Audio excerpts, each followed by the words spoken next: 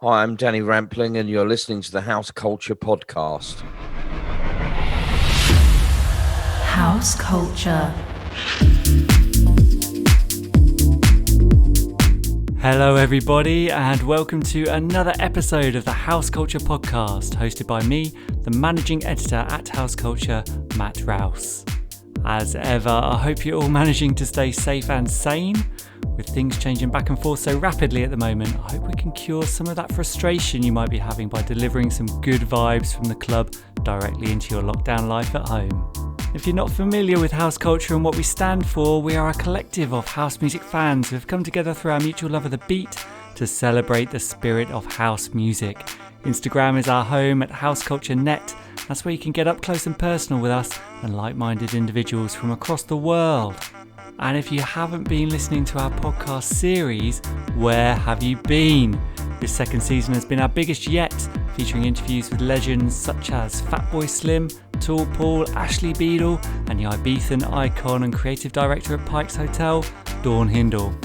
And now I'm absolutely thrilled to be able to say that this episode is another addition to that pantheon of legends, as I caught up with one of the founding fathers of the house music scene, Danny Rampling.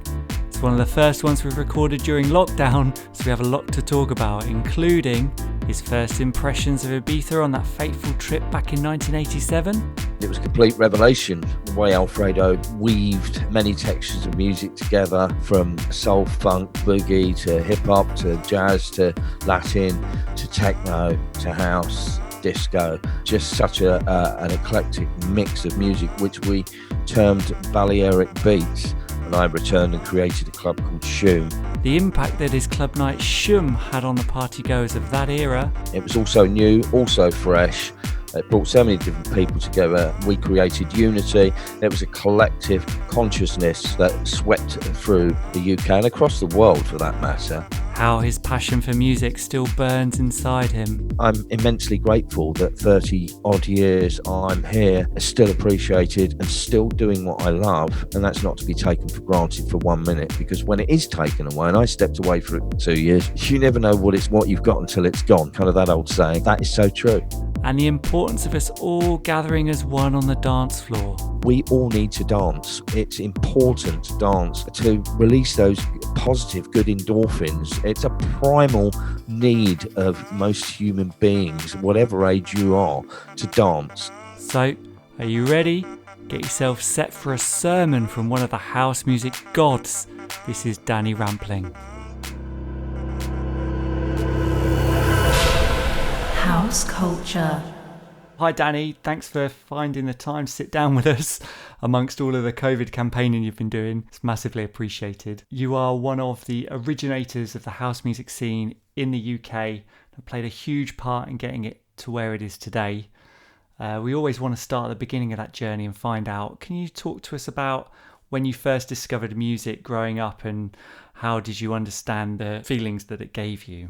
First and foremost, welcome. How did I first fall in love with music and my earliest musical memories? I fell in love with music through the radio. My mother played the radio, had the radio on, should I say, in the house all throughout the day. So that's where my music journey began, being fascinated how radio broadcast music and speech over the airwaves, which became an obsession and fascination with radio. What was the type of music that was being played and what stations were being listened to? Well, pop music. Yeah. I was a kid, so like 7, 8 years old. BBC Radio 1, and that seemed to be the main station at the time. The BBC, really. There wasn't the wealth of stations there is now. So, nevertheless, that really was where the passion for music began, and also collecting records at a very young age. From listening to the radio, I then started collecting music very early on, and I'd get record tokens and spend at Christmas and birthdays and spend those record tokens on 7-inch singles, and built up a collection. So I wanted to be a DJ very early on in my life, listening to radio and collecting music. Yeah.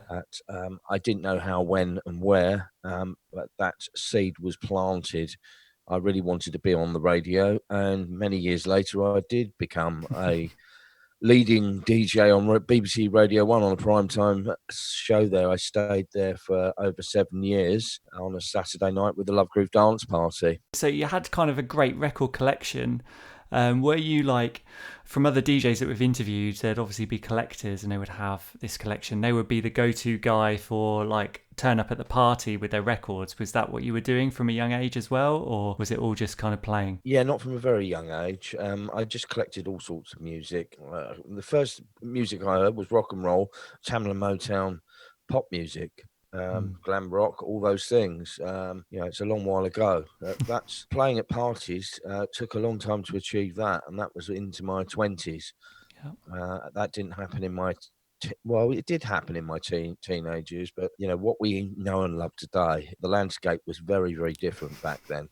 There wasn't the opportunities, there wasn't the breaks, and there wasn't the scene like we have today.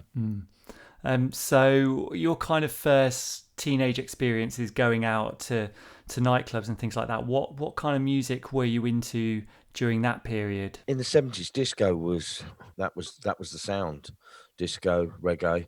But I used to attempt to get into a nightclub at about 15 years old. I think I only got in there once or twice, probably when the doorman was in a better mood and was focused on something else. But that was in the Crystal Palace Hotel, and there used to be a DJ there that used to play American imports, and that really kind of alongside the radio with DJs like Greg Edwards and Robbie Vincent, who were playing that style of music on the radio that I used to listen to, and David Rodigan. Yeah. And did you kind of see these guys behind the decks or whatever, like performing and, bringing this music to the masses? Was that an inspiration then? Or like you say, did it come later on? Yeah, it was an inspiration to go out and buy music, American import music. I'd listen to their radio shows like many kids and then go out and buy that music. But half the time, the music was really exclusive. They get it from producers in New York, which is exactly what I did some years later. And you'd have to wait, and the search for an import single or album sometimes would take a bit of time, but it was all part of the thrill and the chase of finding that particular piece of music. And then all of a sudden, the record store would be full of a particular American import record. Then it gets signed to a UK label. So it was a great time, particularly for record shops and on the radio. The choice of dance music on the radio was very, very limited back then. Now there's everything, internet, DAB. The choice is so extensive and broad right now in the present. Yeah, and so how are you discovering, obviously it's import stuff. It's really obviously no Shazam or anything back then. How are you discovering what these tracks were called? Were you going to record shops and singing a bit of the vocal hook, or taking a pad and a pen out and badgering the DJs? How was that discovery happening? Of course, there was a bit of train spotting involved, as there is with everyone who's a vinyl collector or a music collector. So, yeah, at the club, I'd ask what records were. And radio was the main source, really, at that time, to hear new music and then make notes of it, and then go and buy certain records in the stores in London, in Groove Records, one particular record store, which was a great record store in Soho. So, yeah, it was radio and club, yes. So, yeah, standing there in one's anorak with a notepad and pen, taking down the details. But actually, I'm the world's worst train spotter.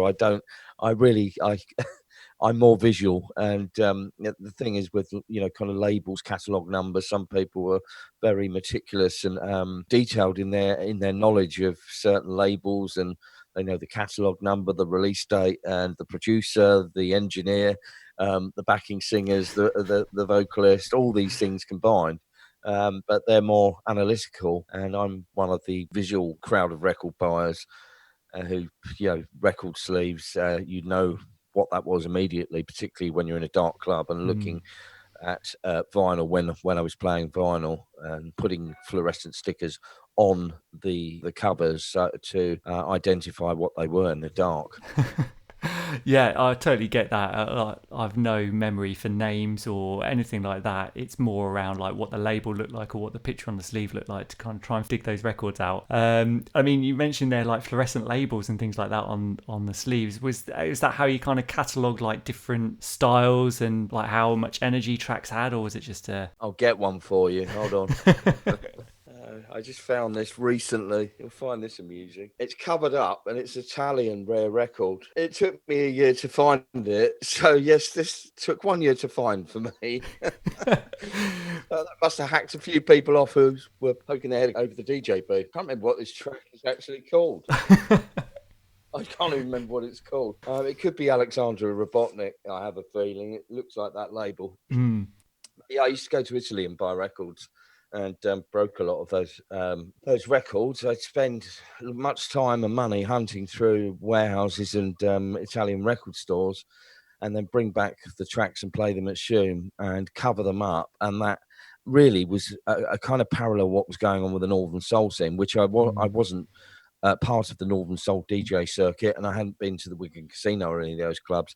But I guess I'd read about it somewhere and decided to cover them up. But what that did, it created this hunger for particular tracks, and people would be clambering to find out what they were. And then after a couple of months, I'd take the stickers off, and people would be guessing. There was no Shazam then, so the odd person would know what the track was, and then that would open up a whole gateway to people being able to get the track, and the record importers would find out what those tracks were and then import them from Italy.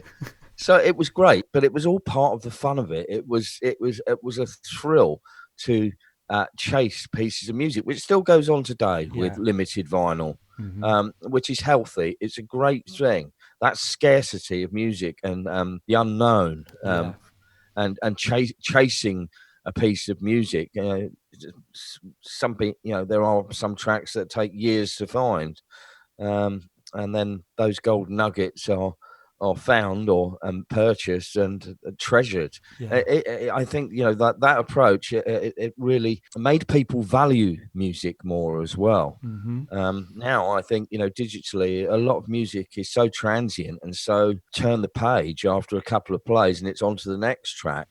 Whereas back then there was a lot more longevity with music and breaking records through that approach. Yeah, totally. And it's any bit of vinyl or that you would be purchasing, like you say, you'd either be going to Italy to buy it or you'd be in a record shop, and you would have that specificity of memory of buying that one record. I was in that record shop and I was talking to this guy, and it's all about that experience, and that's kind of been lost a little bit in the digital experience, like you say. Yeah, unfortunately it has, but there are some great record stores that have re-emerged in recent times.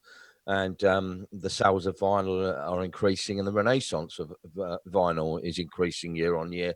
So there is a shift towards vinyl collectors, and the passion for vinyl, particularly with the limited copies of productions that are solely exclusive to vinyl. And Andrew Weddell was a big purveyor of vinyl only, and he had his own artwork that would accompany the vinyl collections. He's sadly missed. He was a great friend.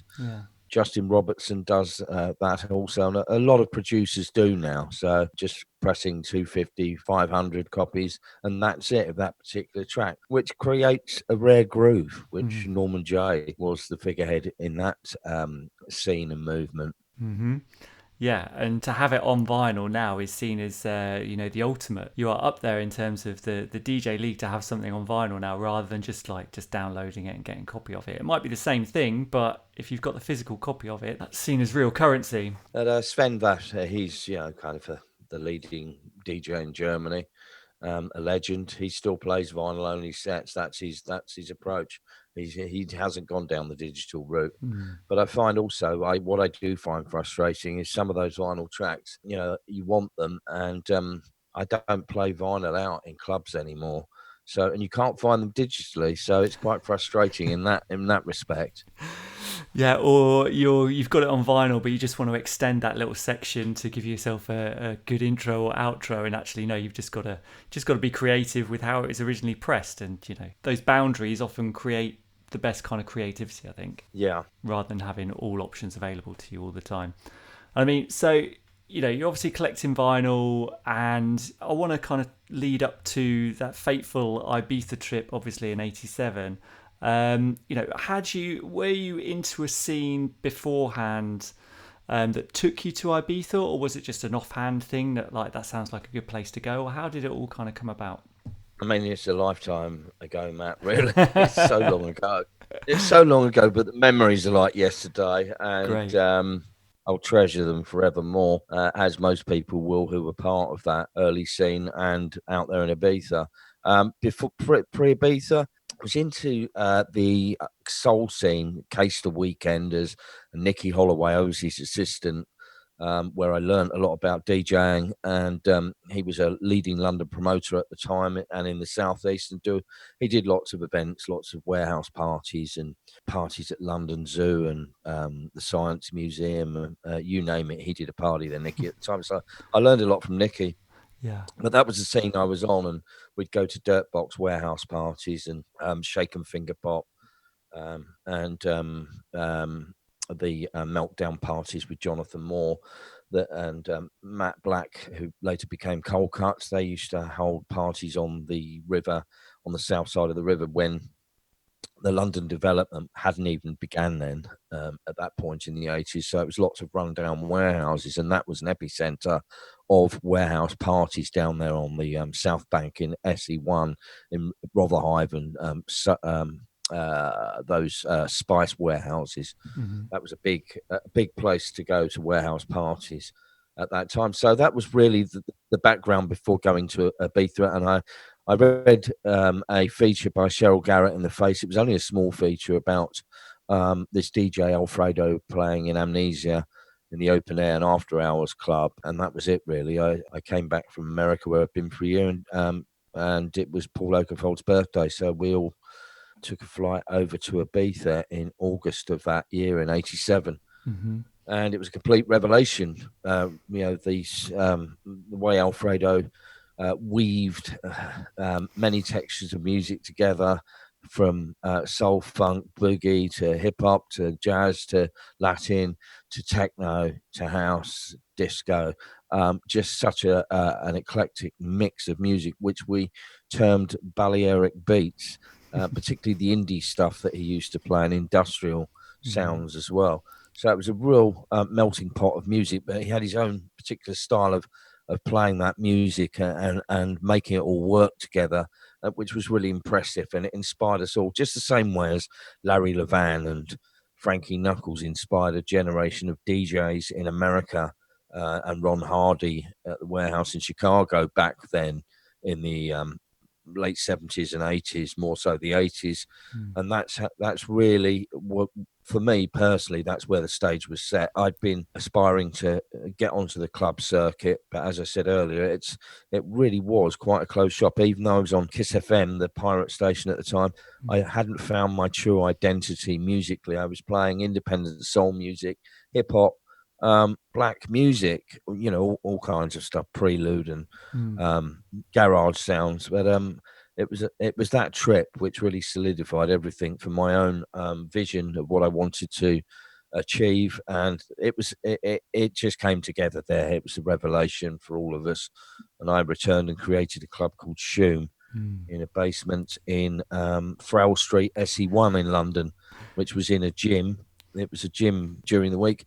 At the weekend, push all the gym equipment behind the banners that we produced, and we put our own dance floor in there. And that's where Shoom began. Yeah, so in terms of the logistics behind getting that together, obviously you've been to Ibiza, you've heard Alfredo weave his magical Balearic beat spell. Was it a case of, okay, I've got to come back and get all of these records that I've heard, or was it a case of, I understand the vibe of Amnesia and I want to bring that home and set up Shoom? Like, what was the kind of musical policy and the creation behind that? Well, the kind of indie stuff, I wasn't really into the indie music scene, so that was all really, that sound was new to me, and I think to the others as well. So all of those kind of records like Front 242 and The Residents and all of those tracks were out of the kind of industrial sound and indie music, Thrashing Doves. And Alfredo played a lot of records that totally inspired us, and we came back and found them and started playing them also. Mm. Same as what Larry Levan did at the garage. He'd play records and people would go and find the records, and then they'd start playing those records as well. So he was a figurehead, Alfredo, and he was greatly influential to a whole generation of DJs and clubbers. Still a great DJ today. He's a great friend, and he was the benchmark, really. And I hadn't heard a DJ play like that. You know, I had lots of DJ favorites, but I'd never heard Larry Levan or Frankie or any of the Chicago DJs before I went to Ibiza. So it was an eye opener, and that really inspired us greatly. And I kind of, yes, of course, I emulated the way he played music. It gave me an influence into playing music more choppy and mixing it up with all different sounds. So a new sound, the Balearic sound, which is quite misunderstood as well back then, was represented, and it became a scene. It was part of the early acid house scene. Yeah, and so when you set up Shoom and those first kind of parties, can you remember? Did you think it was going to grow into what it eventually did? Did you think this is something that people would still be talking about, 30 years later, or was it just I want to have some fun and bring this music to a wider audience? It was an incredible time, and it's hard to describe. It was a very, very extraordinary time. It was unique. It was also new, also fresh. It brought so many different people together. It created unity. We created unity. It was a collective consciousness that swept through the UK and across the world, for that matter, particularly here in Europe. And a scene was born, a movement came out of that, but it was apolitical. It was all about fun. It was all about, we created a DIY culture. It was a counterculture, and it created a lot of opportunity, which is everything that Margaret Thatcher was doing at that time. But then also there was a lot of economic disparity, just as there is in today's society in Britain. And we just did our own thing. We did our own thing. It wasn't political. And a lot of careers began, a lot of friendships, lifelong friendships, marriages, kids came out of that scene. It was an amazing time for a couple of years. It really did bring everybody together. It just smashed everything down. Every taboo you can think of was just tossed aside, and we were having the time of our lives. We were so carefree and free at the same time. There was such a level of freedom. This is before the big kind of money driven raves that came out of this. But that couple of years, it was, even some of those raves, they weren't solely driven by money. It became that way later. But it was just a life. It was a life changing time for so many people. What are your indelible memories from the Shoom parties over the years? What kind of stands out to you as the most memorable tunes or people or nights that you had in there? Oh, have you got 3 weeks? It's again, to encapsulate that down into just 1 or 2 points is quite difficult. But it was about the energy in the club, because it was people from all walks of life, and that was the magic of it all. It was a small room, 300 people, and I guess the Cavern when the Beatles began, there was a feeling going on there. The Richmond Hotel where the Rolling Stones began, and all of these movements have kind of core small venues and punk as well, like the Vortex and the 100 Club. Well, that's what Shoom was about. Shoom was it was the new punk rock in a sense. It was just everyone just got on and did their own thing. But every night it became like a religious experience for a lot of people. They would just look so much forward to Saturday night, and then Saturday would come along and be filled with anticipation and excitement. Get down into that basement and then just let off so much steam, and just lose themselves in music. The energy in the room in Shoom was always electrifying. It really was a magical energy, and that was a feeling of collective consciousness and people's energy together, and the energy of the room, and the music and my energy transferring that to the dance floor and reciprocated energy. And I was on fire because I'd finally found a crowd and a venue to play my music and be appreciated as a DJ playing that music. That was always my dream, and my dream had come true, and I was on cloud nine. And it's kind of during that period as well. I mean, Shoom was one of the first ones, but then kind of there were other parties kind of popping up as well at that time. Did you ever see yourself kind of in competition with them, or was it all you were all part of one scene, kind of supporting each other and, pushing your own sounds? Yeah, it did begin that way. There was, but yeah, it certainly did. And Shoom wasn't competing with anybody. We were our own crowd of people. We're all part of the same scene, but kind of there was no competition.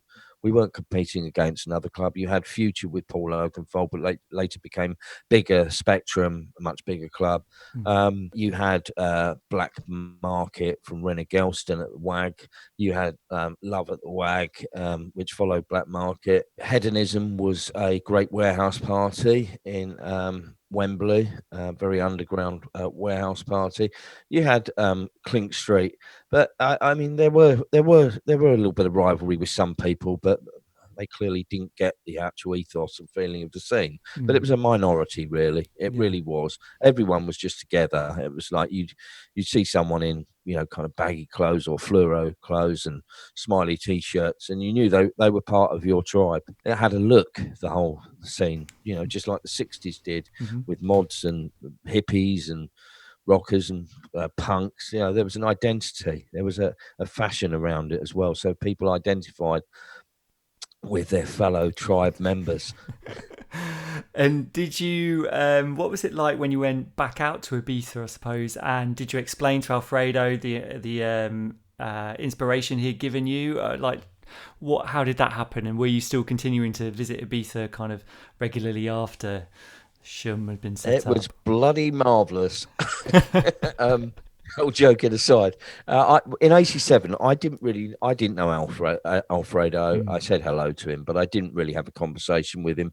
Paul knew him more because Paul was a record plugger at Rush Release, which was a leading promo company. So Paul was more close with him initially because I think he'd been he started servicing vinyl to Alfredo, and then him and Nicky went there on a second visit in '87.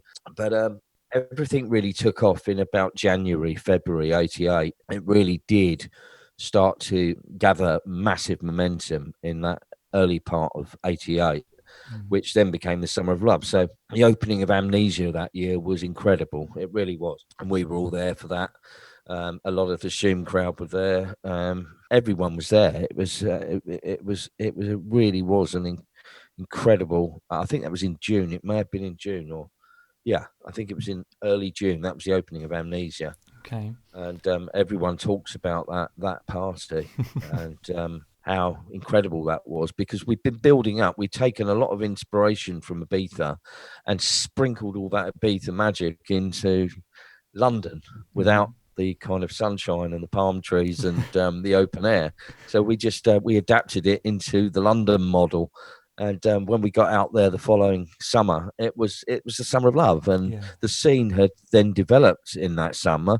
It was everywhere. It was all over the newspapers. The newspapers were sensationalizing it and lock up your daughters and all this, and lock up your children, and Ecstasy Airport, and all of these scandalous headlines, and trying to single people out. But what they actually did was, like, kids were at work during the week. And they'd read the newspaper and see it on Monday morning. They'd see all these like rebellious people at raves and what have you, and parties and stuff, and the media fueled it. It was like, don't go there, stay away. This is the work of the devil. But they actually sensationalized it to a degree that, John, who was working on a building site and hating his job, just like, I'm having some of this. went out on the weekend and like partied hard, And then, like a lot of those people, they left their jobs. A lot of people did leave their jobs because they had an opportunity to do something else in an industry that they wanted to be part of. We created our own industry. The industry we know today was really born out of that time. And a lot of people have made a lot of money from it. Yeah, like you mentioned, like John on the building site. I mean, the worst thing you can say to someone of that age is, it's dangerous. You shouldn't be doing this. You shouldn't go there. And that's, just the red rag to the bull, isn't it?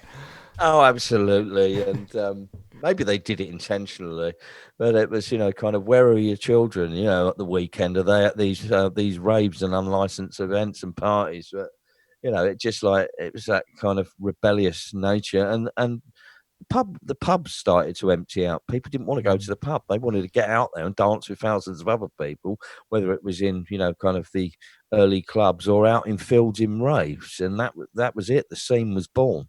Mm-hmm. And it did spread through this country like wildfire. The raves in Blackburn and everywhere. And Manchester had the Hacienda. And Nottingham with the garage. Everything just all came together.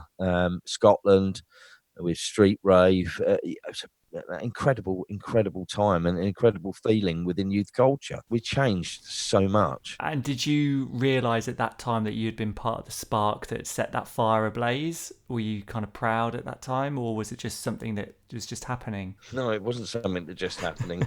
Shoom was all about peace, love, unity, and doing your own thing and coming together. And the spirit of my own zest for life and the energy that I was projecting into Shoom, the optimism was infectious, and a lot of it came out of that club. And it was, in Amnesia, it was a little bit more pretentious, I'd say, but there was such a mix of people that there was something happening, and people were tuned into it. And let's look back to it. The Berlin Wall was falling, and apartheid was crumbling. So all these things combined, it was like, hey, the world's changing, and we are changing the world. And we really did believe that we were changing the world, and we were within our own community and our own culture, and we did. We changed it. The Summer of Love 88, the Berlin Wall coming down in 89, it's the start of a new decade into the 90s, and people kind of look back towards the 90s now and they kind of liken that to the 60s. It's almost the last massive youth movement that we've seen. Yeah, I think the late 80s were more akin to the 60s because there was the whole unity and togetherness, collective consciousness. The 90s became the party decade. With the whole foundations for the scene was set over 88, 89 and early 90. And then that whole decade that followed was just tremendous, incredible. There was one long party for everyone. It was, the decade, the 90s decade it was a party decade until the millennium came along and changed everything. But it was a great period for music, for fashion, for art, for the sales of records, for the sales of compilation CDs, for artists, for producers, for everybody that was part of this scene. We'd created this new arm of the music industry, and compilation albums would sell 1 million copies, which is, leading artists, leading pop or rock artists kind of territory of sales.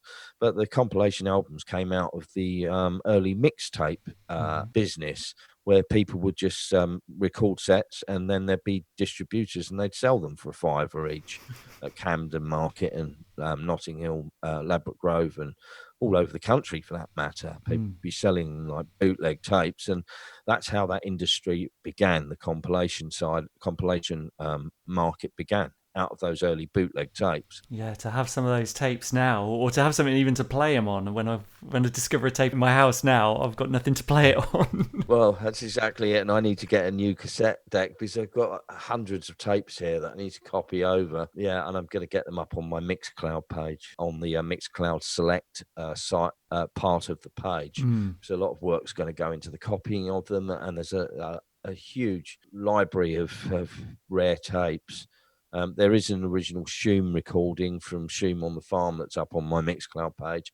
I think that's got 8 or 10,000 listens, which is pretty good. Amazing in terms of Mixcloud stats. So that's my aim with a lot of these rare sets that haven't been heard from back in the the Summer of Love time through the 90s up to the present. How exciting! Yeah, I mean to be able to have history in that back catalogue and you've got it, and just to be able to kind of share that now, this is stuff that, like you say, because before CDs and compilation albums, these things were bootleg tapes and they've all perished and all disappeared in the mists of time. It's great you can get them together and put them up digitally. Exactly, yeah. You know, have you listened to any of them back, and are you proud of every single thing, or is there anything that makes you kind of cringe or anything like that? I suppose it's the odd one or two, but it's just like, kind of get a bit nostalgic when I have listened to some of them, and it just takes you right back in that moment of where you were and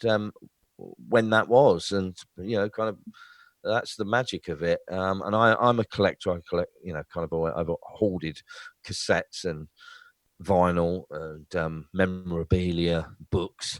I like to collect things. I think I think that comes from childhood, collecting stamps and things, and kind of cars and football cards and what have you, and books and stuff and records, and it just stays with you, doesn't it? I've tried to encourage my son to collect things, but he doesn't seem that interested. But it's generation now. It's not that bothered.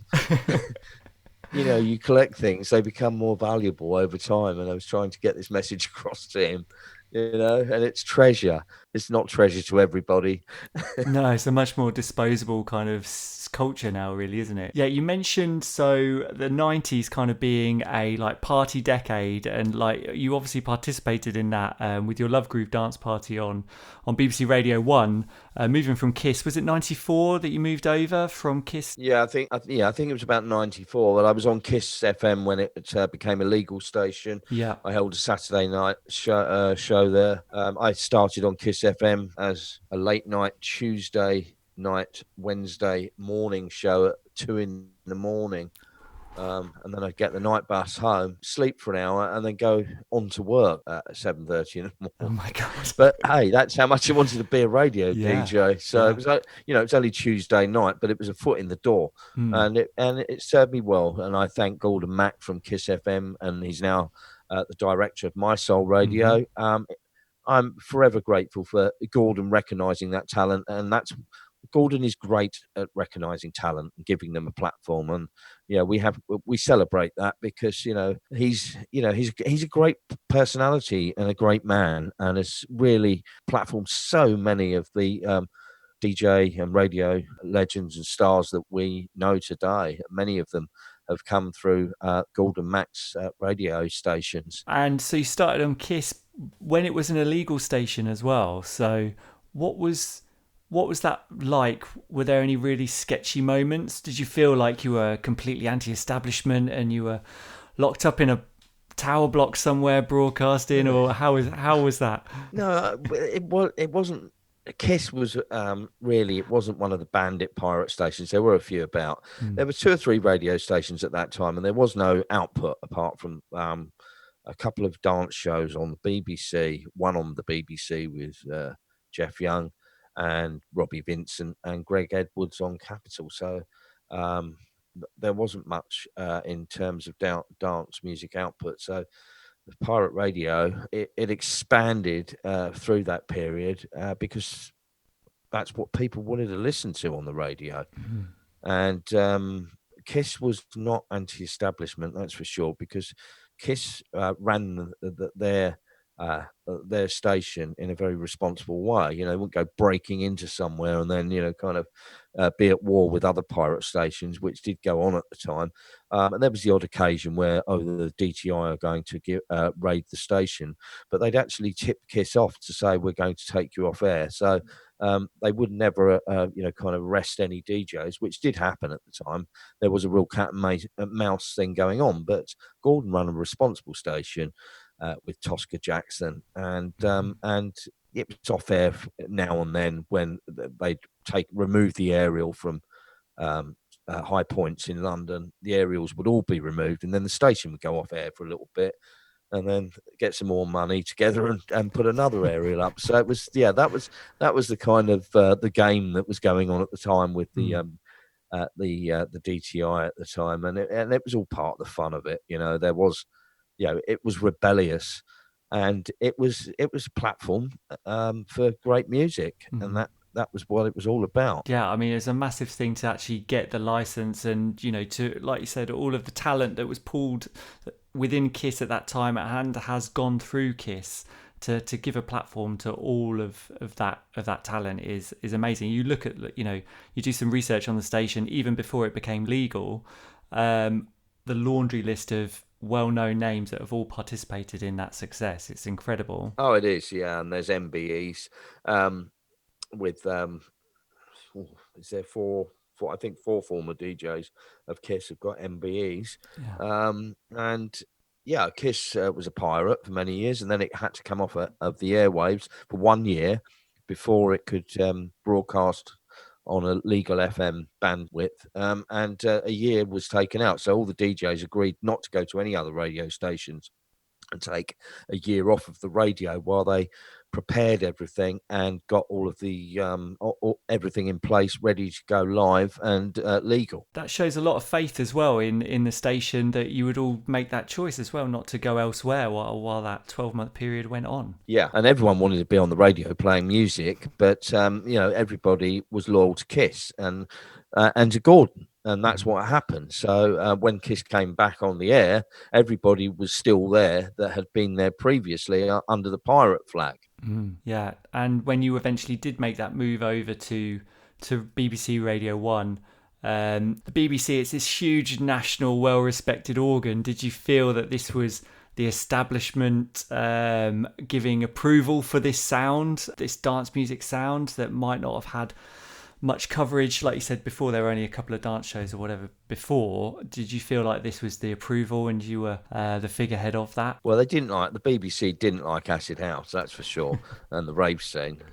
they were all a part of the sensationalism as well at that time, banning records and what have you, but it just made it more popular, didn't it? So, it was a strange one because I was so loyal to Kiss, and I had to leave within a couple of weeks, and I wasn't comfortable with that. I really wasn't. I had a meeting with Radio 1, and I wasn't that comfortable with moving so abruptly rather than 3 or 4 months, but it was an opportunity. And my wife, stroke manager at the time, Jenny, said, this is a natural progression because Kiss was only limited to London then. Yeah. But going from London radio show to national was a little bit daunting to begin, I had to say. You wasn't just talking to your all core audience in London. You're now talking to the whole country, so it took a bit of time to adjust. But yeah, I still to this day, I'm sorry I had to leave Kiss in such an abrupt way, and I think it upset Gordon at the time, but we're all right now. But it wasn't through disloyalty. It was just about an opportunity with Radio 1 that Matthew Bannister had changed the station's output and wanted a station that was more like Kiss, that was more up to date, because it wasn't. It was too old hat before they poached me, Judge Jules, Giles Peterson, and Tim Westwood, and then changed the face of Radio 1 on the weekend. Yeah, it's crazy. You just list off those names, and to poach all of those guys to change that station sound. Imitation is just a serious form of flattery. Well, exactly. But what it also did, it really, that period in the 90s, it boomed time. And the output of music going national as well, rather than regional radio stations, and the output of that over the weekend, it really helped the sales of compilation CDs, the sales of records, producers, record labels, everything that part of the industry was helped by the platform of radio. So many great records were broken on the BBC nationally. But I think if there wasn't that output on the BBC at the time, those records may not have been as huge as what they were, even though they were huge in clubs. The radio backed that up to another audience as well.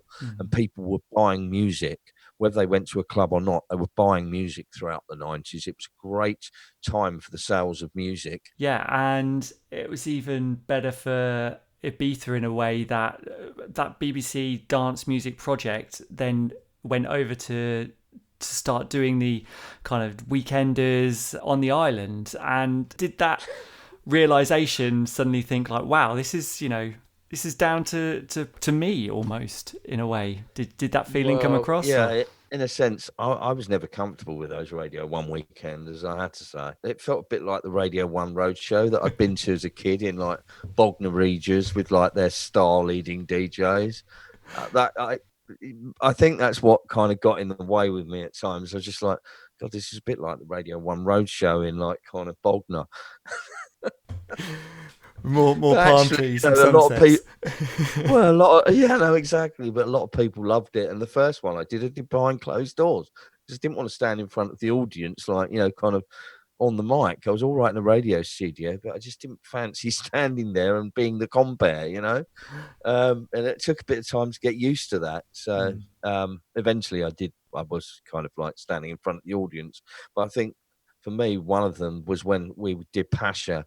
And we were scheduled to do the roof in Pasha, and then it got cancelled, and we had to drive at top speed over to Cafe Mambo, where there was like about 88,000 people on the beach. No exaggerating. I don't know. The beach was just a sea of people. It's like, God, how many people are on this beach? Just looking out, it was like, oh my gosh, it's like incredible in that sense. But it was just huge. And I remember that night as well, because Roger Sanchez was playing before me, and Pav was playing on percussion, and I was actually stressed out because my show had been pulled in Pasha.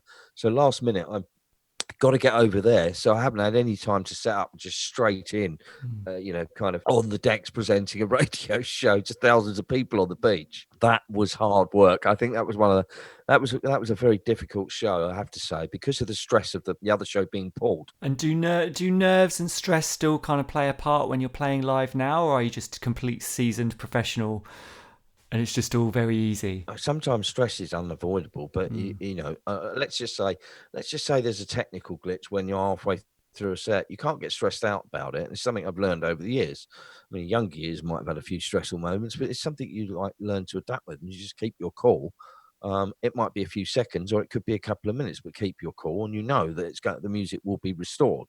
So I just stay calm in those situations, and kind of pick up a drink, look through the playlist at what's being played, what I can play next, or back on the music. I think stress associated with DJing comes from travel.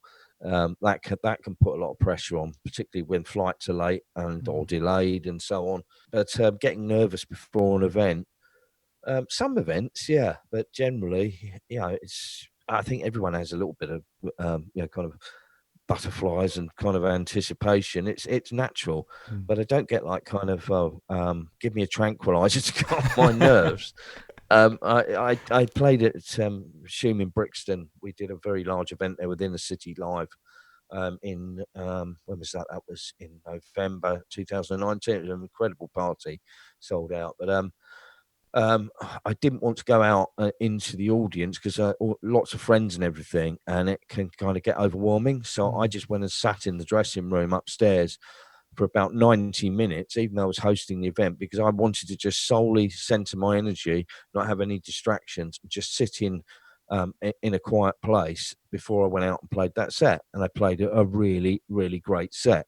As soon as it was showtime, ready to go down and get on the stage, and it's a big venue there, just get on and do it. But I needed that time upstairs, just be on my own, be removed from everything. And then then I was mixing with everyone and went out and, kind of had a dance and said hello to friends and stuff and was talking to people. But before a set, I try to avoid that as much as possible.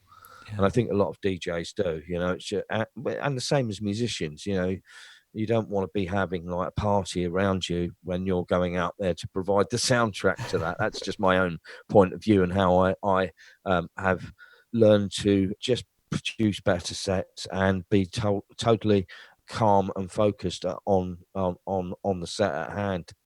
Yeah, I mean, the number of DJs we've spoken to on this series so far, a common theme is a travel aspect and just getting you down. Essentially, you are working nights, traveling a lot, and it can kind of grind you down in that sense. You have a huge party and the set's great, But then afterwards, almost sometimes immediately afterwards, you could be on a flight elsewhere. And, that kind of come down aspect, it's about managing that and being mindful. And if you've got a process for that, I think it's very important. Well, I think that also comes with experience as well, because through the 90s, I'd go and do my sets and then I'd go and party all day. Most people did. And lots of people partied while they were actually playing sets, but that wasn't really my kind of style. It's, kind of in the last many years, it's, let's say I'm playing in Newcastle, I'd be on a train on Sunday morning out of Newcastle at 8:30, and I may have finished at 3 or 4 in the morning. So I'll have a couple of hours sleep, get on the train, head back, because I like to spend Sunday as a day of rest, actually, kind of switching off from everything and having a few hours of respite. But I wouldn't give that up for the world. I've traveled everywhere and continue to travel, and I'm really missing that right now, like most people. But I don't get stressed out about the travel anymore. I went through periods of that in the 90s, but I don't anymore. I'm just, I'm very grateful if I get booked, to play in New York or Australia, wherever it may be, or Asia. I'm immensely grateful that 30 odd years I'm here, still appreciated and still doing what I love, and that passion for music. And that's not to be taken for granted for 1 minute, because when it is taken away, and I stepped away for it for 2 years, you never know what you've got until it's gone. That kind of that old saying, and that is so true. It really is so true. And so when I hear DJs moaning about, like, oh well, kind of, I had to do this and I had to do that. Yeah, well, cut the schedule back a bit. That's down with the kind of the agents, and it's your choice at the end of the day. If you're taking 6 gigs back to back, yeah, the money's great and everything, but it does take its toll. But kind of, there's no point moaning about it. It's just, just cut back what you're doing.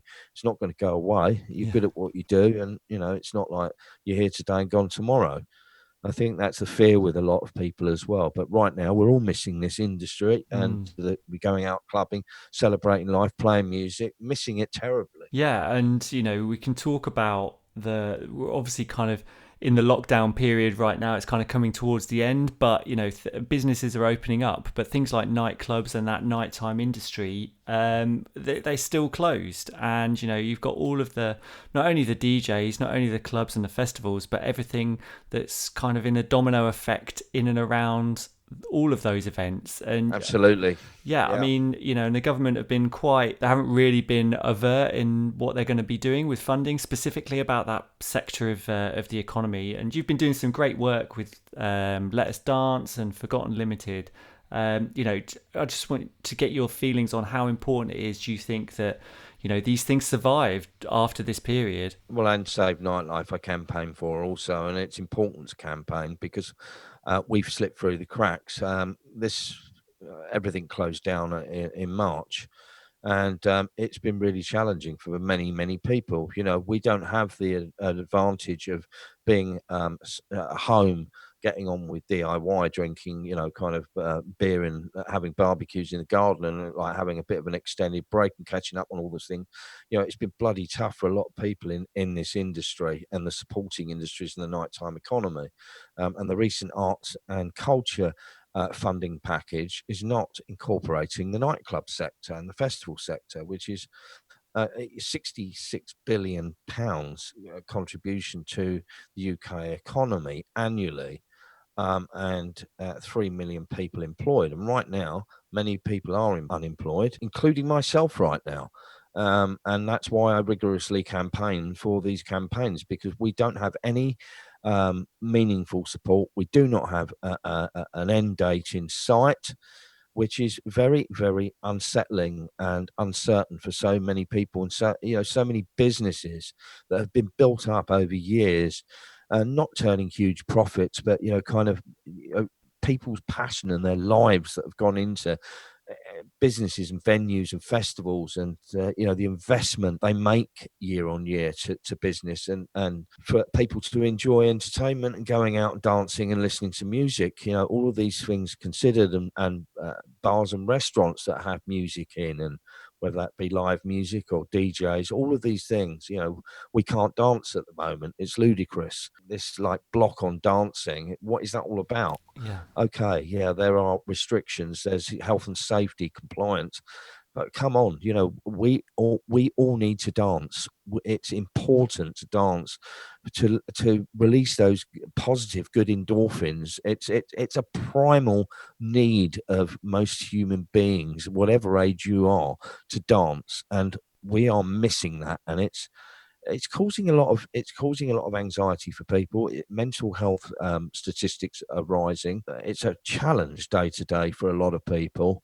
There's this other thing. Oh, we'll retrain for something else. Well, we don't want to retrain for something else, which is also not really an option, because retraining can take months as well, and there's no guarantee of work. So yeah, we have built up an industry here that is world renowned and has been exported across the globe, and we produce so many stars and new talent from this country, and that has to be preserved and supported. The way that the arts and the opera and the theatre is being supported, or there's proposals for grassroots venues, have got to be supported. Every town needs a grassroots venue for live music and for DJs and for nightclubs. It's very, very important. It's part of the fabric of society, and it's becoming a battle right now, and people have to become aware that if there isn't any support, then your local club or your local live music venue could be gone. That we're already seeing venues closing, and it's incredibly sad that people have put blood, sweat, and tears into businesses, and they've had to close. There were two venues which closed in Manchester in the past week, and a venue in Hull. There are venues in London, all over the country.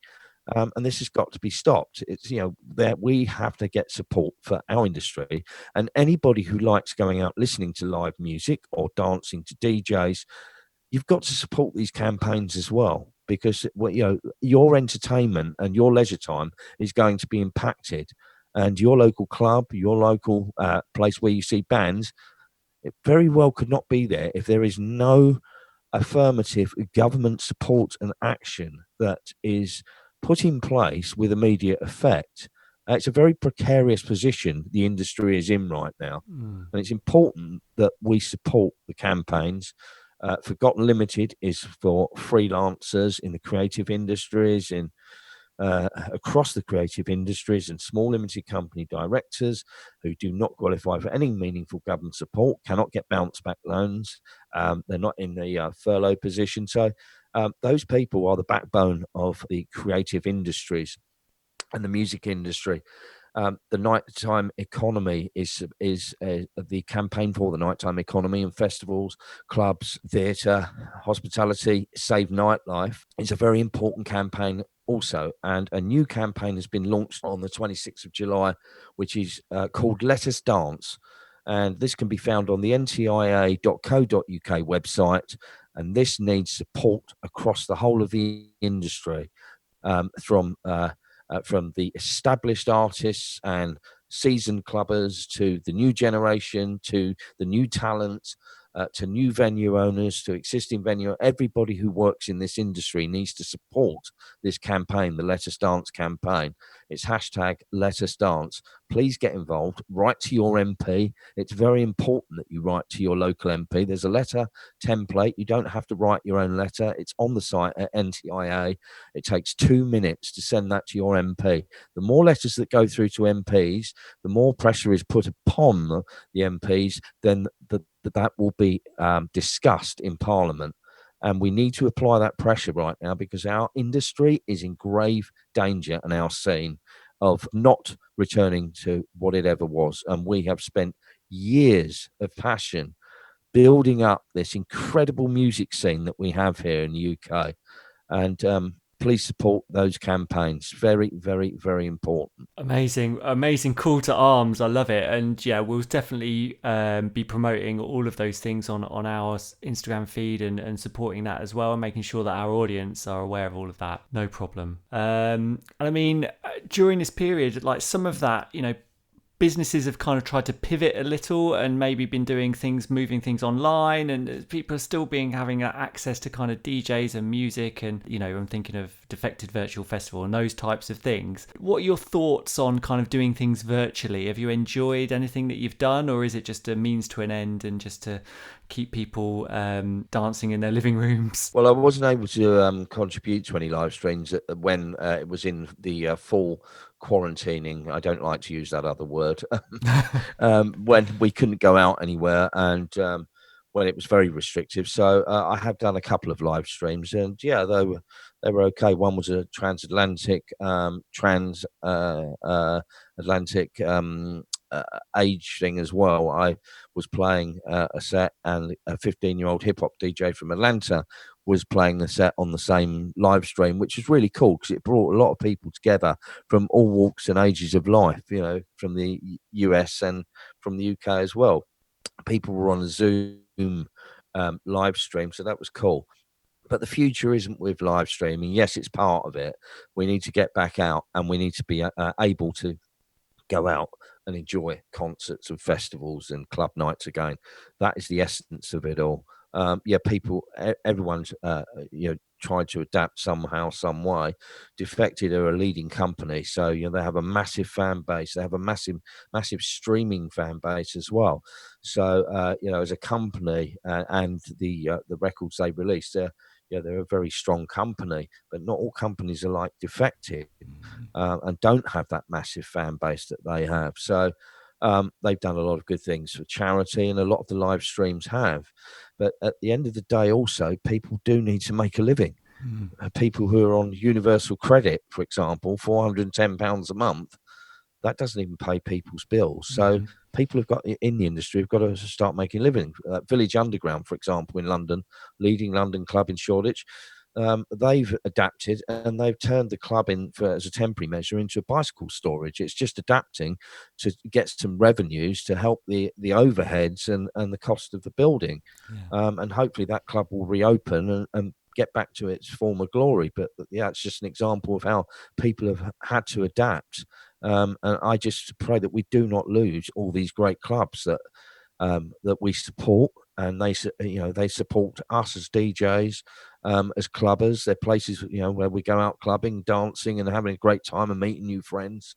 They've got to be supported. So ways of adapting. I've created a YouTube channel which I've been working on over this period of being out of the music scene as such, and we have a series of interviews with very interesting people under the YouTube title Surviving 2020. And the first interview is with Michael Kill of the Nighttime Industries Association this week, along with Georgina Broadhurst from Forgotten Limited. And those interviews will be live under Surviving 2020. I've also put a series of Love Groove Dance Party LGDP radio podcasts together during this quarantining, and so there's 5 episodes of that are on Mixcloud. I'll be producing a new show this weekend, and it's good to be back doing a radio show. It really is. Well, that was your first love, wasn't it, really? It's brought a lot of pleasure to people as well. I've had some great feedback, particularly when everyone could not go out anywhere and was just contained to their homes. It's kept a lot of people company, and that's the power of radio. The live stream is more visual, but with radio, there's a lot more with the imagination of the listener. What does the radio presenter look like? Where are they broadcasting from? All these things combined, and you're talking one to one, and that's the perception that I'm listening to this radio show, and actually, I'm having a couple of hours with this person, this DJ or whatever DJ that is. It's just me and him or her, and that's the imaginative side of radio, which is really important. So the final question that we always ask all of our guests is: we are House Culture, and you are one of the founding fathers, the originators of this house music scene and this whole culture within the UK and the world that has been created. You've played a huge part in that. What does the scene mean to you personally, and what has it brought you in your life? Well, it's brought me a lot of joy and a lot of other people as well. I just love playing music and finding new music and playing that. I play classics events as well, but I have to say that new music is where my real passion is, and that's what I continue to do. Just playing good new music, celebrating life on the dance floor or behind the decks. I like to dance still.